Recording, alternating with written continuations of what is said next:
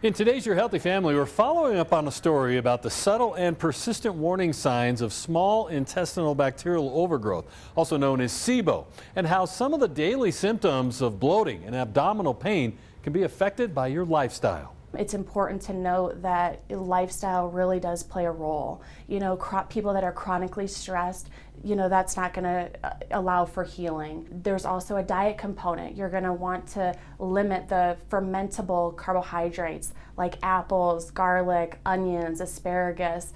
Those are going to really feed that overgrowth.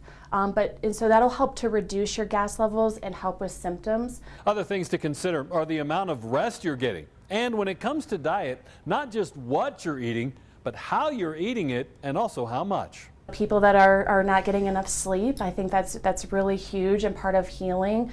And another thing that I find that a lot of people do is they don't really have good eating habits. I think it's important to maybe limit the amount of fluid you're drinking with a meal. Chewing is a big one. A lot of people only chew about 6 times before they swallow, and that's not enough. I mean, typically it's recommended about 30 times. So there's a lot of room for simple improvements. Limiting, the meal size or smaller portions, and then really trying to eat in a relaxing environment. Taking some deep breaths before you start eating can be really helpful. As we age, our hormones can change, and that can also play a role in our digestive health.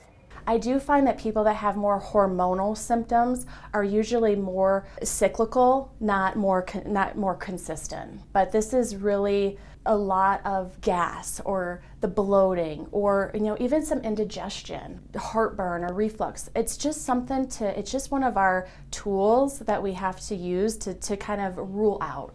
Certainly it could be other causes for sure. A lot of GI symptoms could be, multiple different things. So it's nice to just have this capability to do the testing and rule it in or out. Not only can diet play a role in causing SIBO, but it can also be used as a treatment tool. The low FODMAP diet, FODMAP, that's not a diet that you would want to continue long term because those fermentable carbohydrates are what feed the colonic or colon bacteria, our microbiome, and that's so important for our health. So I mean, it's used temporarily, but you really want to be able to get over this and then restore that more diverse diet. And then also there's something called an elemental diet, which is a powder that you mix with liquid, and I tend to use that more for my more stubborn cases of SIBO because it's hard to tolerate. You're really not eating any food, but certainly there's it's nice to have multiple different things that we can treat with.